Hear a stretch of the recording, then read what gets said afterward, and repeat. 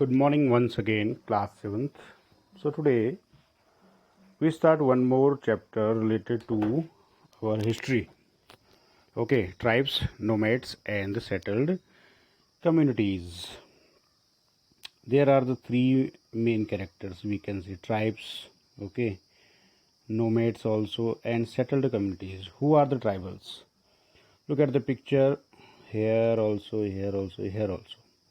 So we have some pictures. They are the not a normal society persons, okay, means who are not belonging to the particular civilized society, we can say, okay, and they are not attend any kinds of society because they have their own society. Okay, my the question is that which type of the person called the tribals? Yeah, tribes, nomads, okay. They are not settled, they are making a community, they are belonging to the forest, and they are busy with the trades in the forest cover areas, okay. So you saw in the chapter number 2, 3 and 4 how kingdoms rose and fell. So we earlier learned about the chapter 2, 3, 4, the Rashtrakuta, the Cholas, the Mughal Empire, the Delhi Sultanate also, okay, all of them, and how they can increase and how the falls the kingdoms, okay. And now what happened related about the arts, crafts, and production activities flourished in the previous chapter. We learned about that one. Over the centuries, important political, social, and economic developments had taken place, but social changes was not the same everywhere. Okay, the political and economic changes you can learn in the last chapter, and the Surat, Masulipatanam, and Hampi, they were flourished as an economic center too. But we learn about what is the social changes there, how the peoples belonging to each other in the forest areas, and different kinds of societies evolved differently. It is the important to understand how and why this happened, why they are not participated in the other part of the empire, and what happened there. So we learn in this chapter. In the large part of the subcontinent, society was already divided according to the rulers of Varna. We all know about, we learn about the Varna. There are the Brahman, Kshatriya, Vaishya, and Sudra. There are, okay. The rulers as prescribed by the Brahmans were accepted by the rulers of the large kingdoms. The difference between the high and low and between the rich and the poor increased under the Delhi Sultanates and the Mughals. This hierarchy between, this is the hierarchy between the social caste grew further. So means that the heredity that was not changed. Who belong to the Brahmans, they are called Brahmans. Who belong to Kshatriya, they are called Kshatriya. And who are belongs to the Sudras and the Vaishya community, they are called Vaishya and Sudras community. Okay, same thing. Now the beyond big cities, tribal societies. There were, however, other kinds of the societies as well. Many societies in the subcontinent did not follow the social rulers and rituals prescribed by the Brahmans, nor were they divided to the numerous unequal classes. Sub-societies, such are often called the tribes, who are, you can say, the division by the Brahmans, that is called the numerous unequal classes, means they are not equals, so they are called tribals. Okay, I show you some tribals pictures here. Okay, one more, I think, yes, here, and one more picture. Okay, there are two types of, okay. So tribes, generally in Uttarakhand also we have a Jaunsari, Boksha, Tharu, and Bhotia. They all are also known as the tribes. Members of the East tribe were united by the kingship bonds. Many tribes obtained their livelihood from the agriculture. Others were hunter-gatherers or herders. Most often they combined these activities to make full use of the natural resources of the area in which they lived. Some tribes were nomadic and moved from one place to another. That is called nomadic. Okay, and they are not permanently live in the particular one place, so that's why they are called nomads. Okay, a tribal groups controlled the land and postures jointly and divided these amongst the households according to their own rules. So they are bounded by the kingship, means they have their own king. Okay, they believe in the mukhya. They have their own mukhyas. Okay, so many large tribes thrived in the different parts of the subcontinent. They usually lived in the forests, hills, deserts, and places difficult to reach. Sometimes they clashed with the more powerful caste-based societies. Okay, they not believe in the such type of the caste-based society in their own societies, because they are, yeah, you can say they are not follow that. Okay, they have their own caste. Yeah, they are believing only the one kingship. Okay, they are not divided into the caste systems. Then, in various ways, the tribes returned their freedom and preserved their separate cultures. They have their own culture. Okay, nowadays also they are belonging to their own culture, and they are not leave yet their own cultural activities too. But the caste-based and tribal societies also depend on each other for their diverse needs. Okay, but it means we are not saying that if we are living in the forest cover area, yeah, forest area, so we are not relation between the, yeah, correlation between the civilized society, yeah, the people of the other communities. So we should be there. Some contacts we have. Okay, so that's why this relationship to conflict and the dependence gradually cause both societies to change. So sometimes they are dependent to each other. Sometimes they are, they all have, you can say, busy with their conflicts. Yeah, they have their own matters also. So how they can change? Okay, so who are the tribal people? Contemporary historians and travelers give very scanty information about tribes. A few expectations about tribal people did not keep written records, but they preserved rich customs and oral tradition. They have their own rich cultural heritage, you can say, and the oral tradition means their language is circulated by one heredity to another one, yeah, one man to another one. So that's why they are preserving their own language too, but they have not their script.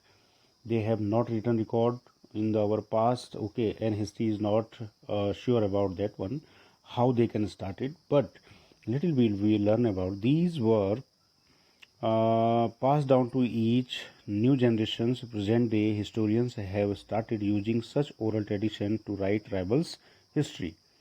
So nowadays you can say, before the past 50 years, tribal people were found in almost every region of the subcontinent. Just like I also mentioned earlier mentioned about that one, in Uttarakhand also we have some type of the tribal and nomads people are there, just like Bhotia, Jaunsari, Boksha, Raji. Okay, and the area and influence of the tribes very difficult at the different points of time. Some powerful tribes controlled large territories in Punjab. The Khokhar tribes was very influential during the 13th and 14th centuries. Later, the Gakkars became from the important. The chief Kamal Khan Gakkar was made a noble Mansabdar by the Emperor Akbar. That is called the Mansabdari system in the Mansabdar. Okay, in Multan and Sindh, the Langas and the Aurangas, they are also belonging to tribes, dominated extensive regions before they were substituted by the Mughals. The Balochis was another large and powerful tribes in the northwest, that is called Baloch. Okay, yeah. So we can see in this map, here is the Baloch.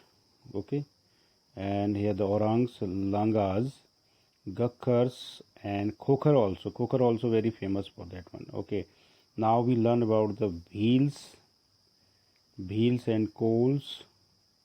Okay, now Badgas we have here, Koyas, Khonds also, Khonds and Gonds also. They are very famous. Mundas also in Chhattisgarh. They are Mundas related to the Birsa Munda. We learn a little bit about in the class 8th for that one. Okay. Tribes in the northwest, they were divided into the many smaller clans. Clans means the family. Under the different chiefs in the western Himalaya lived there the shepherd types of the Gaddis, that is called Gadariyas. The distant northeastern part of the subcontinent too was entirely dominated by the tribes, the Nagas, Ahoms, and many others. Where is the Ahoms are also very famous in the Akbar's time. Okay, the region of Akbar, and Orang also here. Okay, now Gaddi also live in the Jammu and Kashmir areas, that is called Gaddi, and we have also little bit of Bakarwals, you can say, Bhotiyas also, Jonsari also, okay, Buksha also, okay, and Tharu in the Khatima side, okay, in the Banbasa region, you can say. In many areas of the present day, Bihar and Jharkhand, chiefdoms and emerged by the 12th century. Raja Man Singh, Akbar's famous general, attacked and defeated the Cheros in the 1591. A large amount of the booty was taken from them, but they were not entirely subdued. Means they completely not subdued. Yeah, you can say they completely not occupied by the Man Singh. The Cheras in the 1591, a large amount of booty was taken. Okay, under the Aurangzeb, Mughal force captured many Cheras for fortress and they subjected the tribes. The Mughals and the Santhal, the Mundas and the Santhal, that is the Mundas, were among the other important tribes that lived in this region and also in Odisha and Bengal. So Munda related to the Birsa Munda also we can learn little bit about that one in the class 8th. Okay, so now clan. So clan is very famous. Okay, next one. The Maharashtra Highlands and the Karnataka were home to the Kolis and Berards and numerous others. Kolis also lived in the many area of the Gujarat.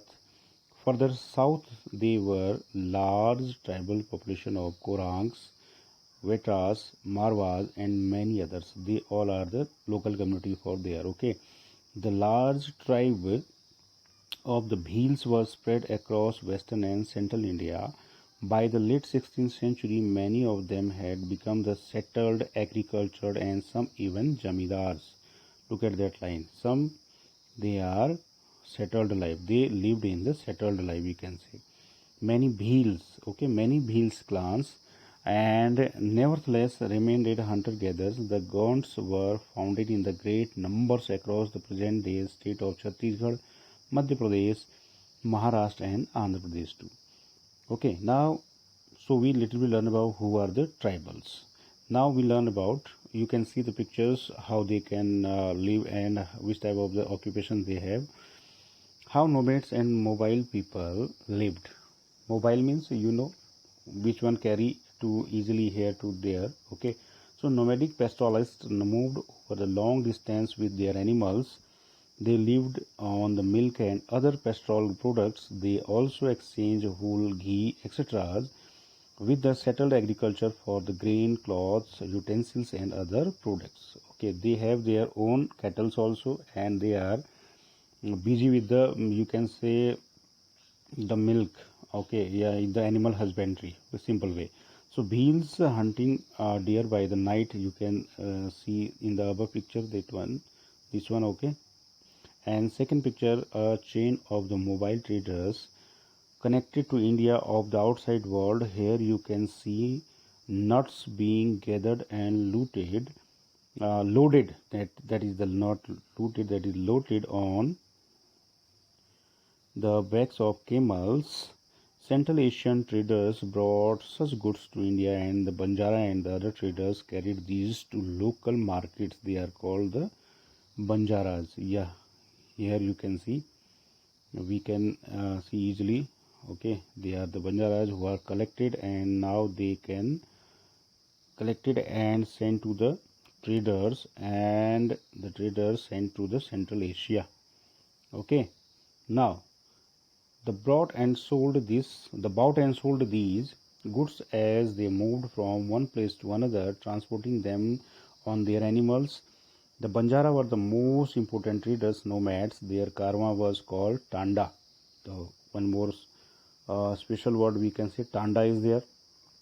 Sultan Alauddin Khilji used the Banjara to transport grain to the city market, because we know about the Diwane Rasalat, Diwane Vijarat, which won the market of the Alauddin Khilji. established by the Alauddin Khilji, which one was very famous there. Okay, and so how they can spend their, yeah, you can say establish their grain market, or how they can move to the agricultural products to the market. So they want to help the Banjaras. Okay, he wants to help by the Banjaras. And the city market, Emperor Jahangir wrote his memories, that very famous book name is the Tujuki Jahangiri, that the Banjara carried grain on their bullocks from the different areas and sold it, and the towns they transported food grain for the Mughal army during military campaignings. With a large army, they could be 1 lakh bullock carts, yeah, bullocks carrying grain. So how many? 1 lakh. Okay.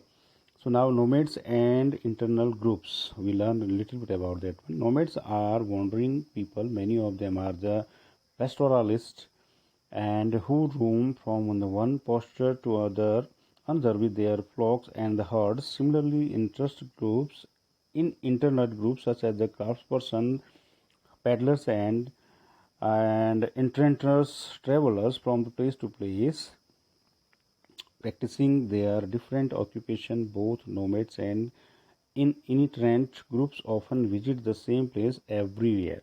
So they are moving to one place to another place, and they are moving to such place also in the after 1 years completing. Okay, so they are called the nomads, and we learn about the Banjara in the next video. Thank you.